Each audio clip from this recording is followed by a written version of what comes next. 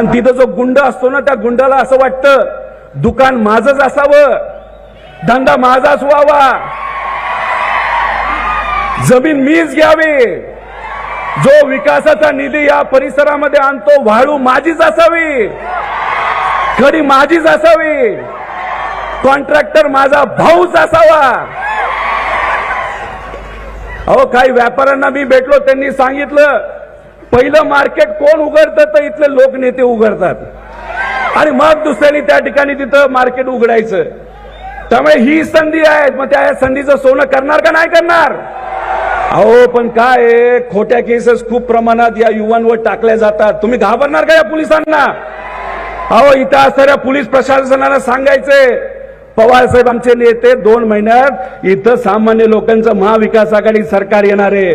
त्यामुळे या सामान्य कार्यकर्त्यांवर इथं असणाऱ्या लोकप्रतिनिधींचं ऐकून खोट्या केसेस टाकल्या तर 2 महिन्यानंतर गाठ आमच्या सगळ्यांची इथं असणाऱ्या पोलीस प्रशासनाला सांगायचं. जी बार्शीमध्ये पवार साहेबांची सभा झाली, त्या सभेमध्ये खऱ्या अर्थानं बार्शीच्या विकास कामाची माहिती घेऊन बोलणं अपेक्षित होतं.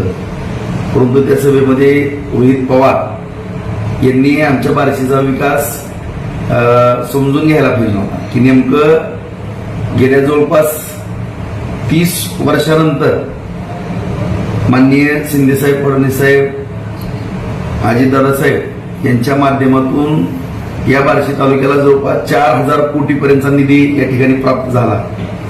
या ठिकाणी उपसा सिंचन योजना असेल, शहराच्या पाण्याचा विषय असेल, शेतीच्या पाण्याचा विषय, साठवण तलाव आहेत, बंधारे आहेत, रस्ते आहेत, MIDCनं एकदम गती पकडलेली आहे. त्या ठिकाणी उद्योग उभारावे लागलेले आहेत, रोजगार त्या ठिकाणी मिळतोय.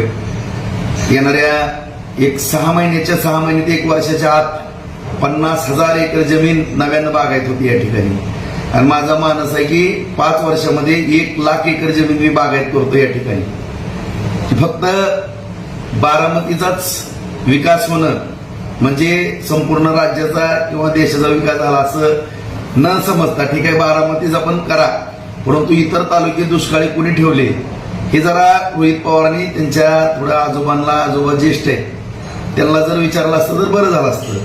परंतु या ठिकाणी टीका करताना काही जमिनीचा विषय काढला, काही व्यापाराचा विषय काढला, माझ्या भावांच्या व्यवसायाचा विषय. व्यवसाय करणं मराठी माणसानं काही गुन्हा नाही. आज या ठिकाणी आम्ही आमच्या तालुक्यामध्ये किंवा या भागामध्ये व्यवसाय करत असताना प्रामाणिकपणानं व्यवसाय करतो. कुणाच्याही 1 रुपयाच्या लबाडीमध्ये आम्ही कधीच नाही, कुठलाही चुकीचा व्यवसाय आम्ही या ठिकाणी केलेला नाही. आज उद्योगधंदे न करता केवळ या ठिकाणी रोहित पवार तुमच्या ज्या प्रॉपर्ट्या वाढलेल्या आहेत ते कुणाचे कमिशन घेऊन आणि काय आतापर्यंत कुठं काय खाल्लं तुम्ही आणि कशातनं तुमच्या प्रॉपर्ट्या वाढल्या त्याचं पहिल्यांदा उत्तर द्या आणि तुमची लायकीच काय. कारण संपूर्ण महाराष्ट्राला लुटणारी तुम्ही आणि दुसऱ्याच्या नावानं ओरडता येतं. आणि या ठिकाणी गुंडगिरी या बार्शी शहरामध्ये तालुक्यामध्ये कुणाची होती आणि कुणी मोडीत काढली हे संपूर्ण बार्शीकराला माहित आहे. आणि या ठिकाणी आम्ही छत्रपती शिवरायांचे मावळे आहोत. छत्रपती शिवाजी महाराजांचा आदर्श डोळ्यासमोर ठेवतो.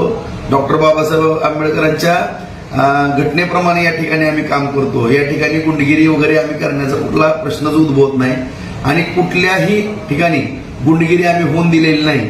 आणि ज्यांच्या सभेकरता आपण आलेला होता त्यांना जरी विचारलं की तुम्ही पण किती कॉन्ट्रॅक्टची कामं घेतले तर कुणाला काय पैसे मिळाले तरी जरा बरं झालं असतं. आणि बहुतेक करून त्याच पैशातनं बहुतेक ती सभा पार पडली असेल, ती खर्चाला पैसे झाले असतील. आणि या ठिकाणी कुठलाही चुकीचा व्यवसाय वगैरे आम्ही करत नाही. परंतु जे काही रोहित पवारांना त्याच्या परिवारांना आतापर्यंत चुकीचे महाराष्ट्रामध्ये धंदे केलेले आहेत सगळ्याला जग जाहीर आहे. आणि किती तुम्ही पुण्यामध्ये जमिनी हाणल्या, कुठल्या बँकेला टोप्या घातल्या, कसे तुमचे कारखाने उभा राहिले, मगरपट्ट्यामध्ये काय तुम्ही दिवे लावले हे सगळं माहिती आहे. आणि राजा राऊताला तर जास्त माहिती आहे. माझा नाद करू नका. ज्यांनी नाद केलेला आहे त्यांना मी गॅरेगरची गाड्या लावून दिलेल्या आहेत. तुम्ही सुद्धा एखादा गॅरेगरचा गाडा लावचाल त्याच्यामध्ये वाचणार नाही. त्याच्यामुळं माझा नाद कुणी करू नये. माझं मी खंबीर आहे. आणि असले 10 रोहित पवार जरी आले तरी तुझी माझी जमली. आता रोहित पवार तुला मी आहे आणि तू आहे, बघून घेऊ आपण पुढे काय असेल ते.